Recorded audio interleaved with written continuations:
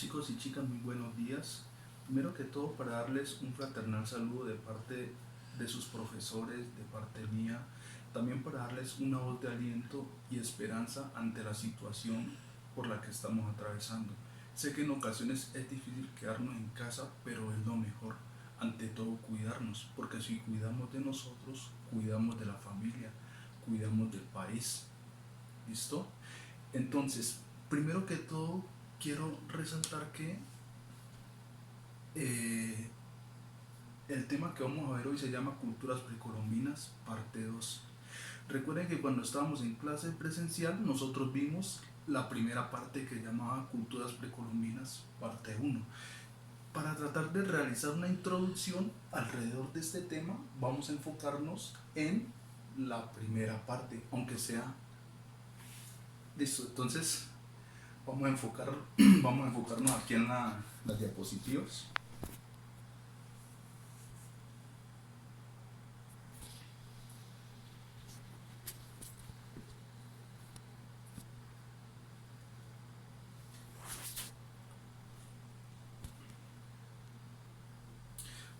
Bueno, entonces lo primero que nosotros tenemos que señalar es que en las anteriores clases nosotros vimos tres culturas indígenas. Vimos lo que es la cultura San Agustín, vimos lo que es la cultura Tierra Adentro y vimos lo que es la cultura Quimbaya. Hay que tener en cuenta una cosa, nosotros hablamos de una periodización. En este caso hablamos de la periodización que se conoce como el paleoindio, la periodización del arcaico y la periodización del formativo. En este caso, estas tres etapas corresponden a una larga historia, a una larga duración en la que muchos de los antecesores o de los, de los ancestros de esas culturas indígenas empezaron a evolucionar en el aspecto social, pero también material. Por ejemplo, en el paleoindio ellos empezaron siendo cazadores y recolectores. Hay que tener en cuenta que ese paleoindio es la etapa más larga de este proceso evolutivo. Luego tenemos la periodización arcaica, que en este caso nos muestra el desarrollo de una incipiente agricultura. Es decir, estas culturas indígenas empezaron a ser sedentarias y dejaron el nomadismo, que en este caso está asociado a la recolección de frutos. El siguiente periodo se conoce como el formativo. Ya como tal, aquí hay un mayor grado de evolución, se da un proceso de sedentarización, empiezan a formarse los cacicazgos y empieza a darse una unión o confederación de tribus. ¿Listo?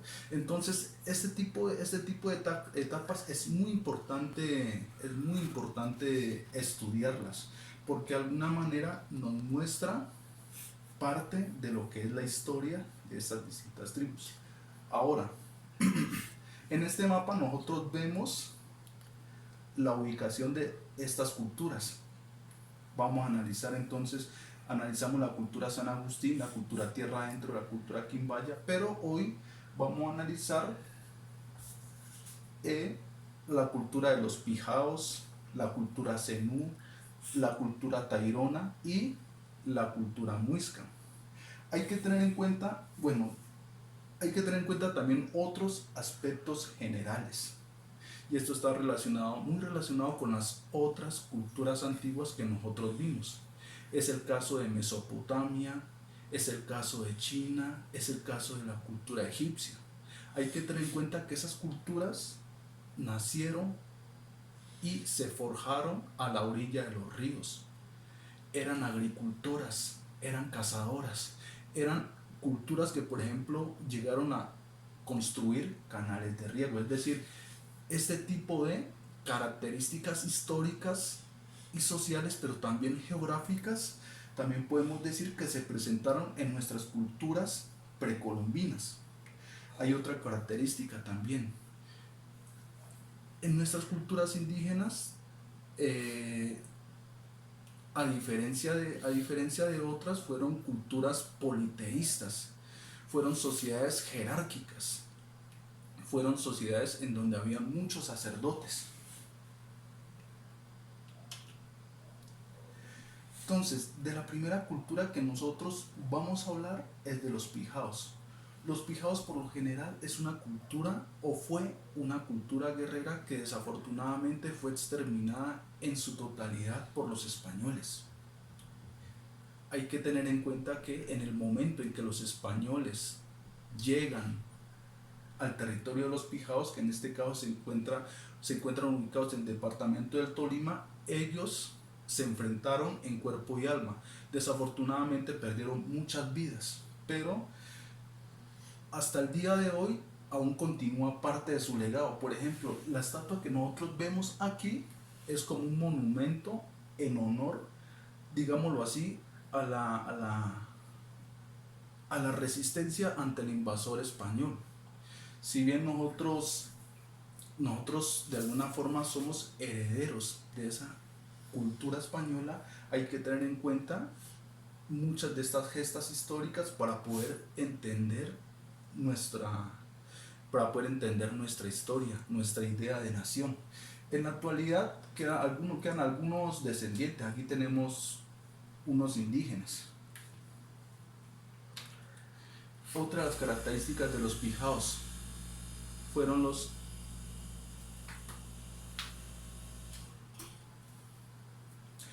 Otra de las características de los pijaos es que fueron agricultores y trabajaron el oro. Hay que tener en cuenta que la palabra orfebres significa trabajo del oro. Los pijaos, una sociedad jerárquica organizada en cacicazgos. Bueno, otra de las características generales de todas las culturas que nosotros hemos visto es que la mayoría se organizaron en cacicazgos, y por lo tanto cuando hablamos de un cacicazgo estamos haciendo referencia a que es una sociedad jerárquica, es decir, hay unas personas que de alguna manera tienen más poder que otras.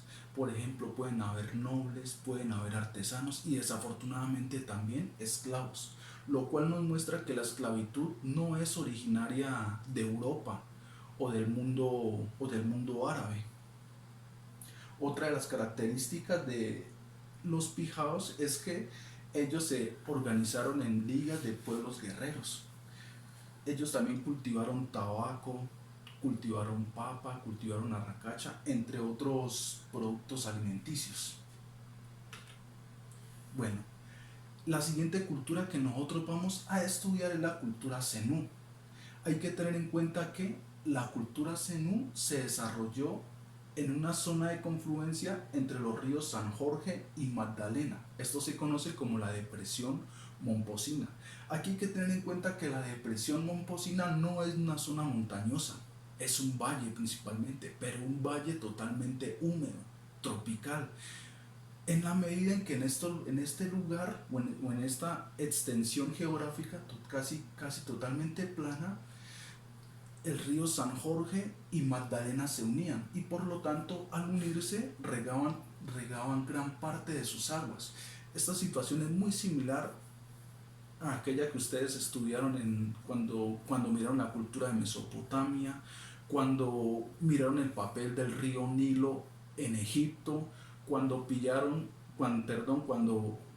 estudiaron el papel de los ríos amarillo y azul en China, es decir, el río es fuente de vida, y para el caso de la cultura zenú, el río era fuente de vida.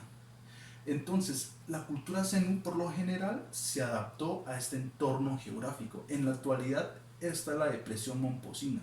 Son imágenes actuales y dan cuenta de el carácter geográfico de la forma de valle, que en este caso presenta la zona de la depresión momposina.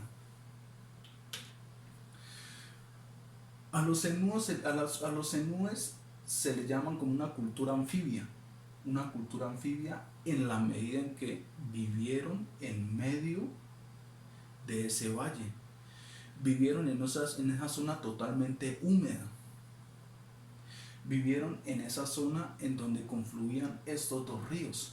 Pero bueno, lo que ellos hicieron, lo que ellos hicieron para vivir fue realizar canales de riego. Por un lado, para regar muchos de los cultivos, pero por el otro para evitar toda clase de inundaciones. Es decir, los poblados estuvieron en el medio de esa depresión momposina y gracias a esos canales evitaron inundarse. Los zenú en la actualidad, en este caso son personas descendientes, son personas que de alguna manera sobrevivieron a la desaparición de esta cultura, porque lo que se dicen es que ellos desaparecieron en algún momento de la historia debido a una sequía que ocurrió en esta región que se conoce como la depresión momposina. Es decir, tuvieron que migrar hacia otros territorios. Bueno, la otra cultura de la que yo quiero hablarles es la cultura tairona. Hay que señalar que la cultura tairona, a diferencia de los zenú y los pijaos, fue una cultura que se vestía como nosotros, es decir, tuvieron la capacidad para fabricar o para crear, para tejer ropa. Esta característica no la tenían ni los pijaos ni la cultura zenú. Entonces, al igual que las anteriores culturas, la cultura tairona fueron personas que practicaron la agricultura, fueron las personas que practicaron la pesca, fueron personas que tuvieron la capacidad para crear terrazas, fueron personas que tuvieron la capacidad para crear terrazas, es decir, en zonas escarpadas o en montañas prácticamente aplanaron la tierra y allí empezaron a cultivar. Estas son las imágenes de las terrazas que aún persisten en la actualidad, miren.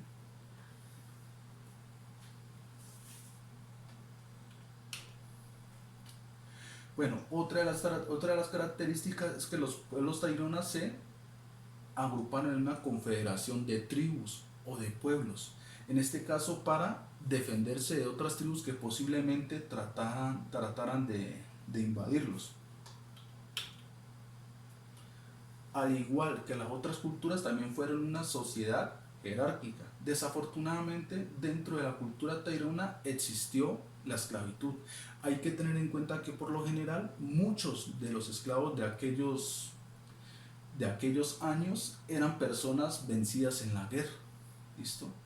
Por ejemplo, habían jeques o sacerdotes, habían huechas o guerreros, es decir, estamos hablando de una casta militar y por encima de todos ellos estaban los caciques o gobernantes, que en este caso estaban muy relacionados con los sacerdotes. Los sacerdotes que en este caso presidían una religión monoteísta.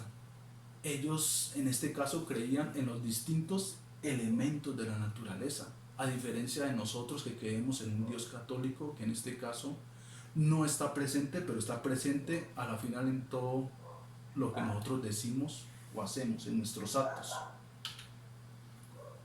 Cultura muisca, se ubicaron en el altiplano cundiboyacense. Otra de las características o similitudes de esta cultura muisca se manifiesta en el hecho de que ellos también tuvieron la capacidad de confeccionar o de crear ropa. Al igual que las anteriores culturas, también fue una sociedad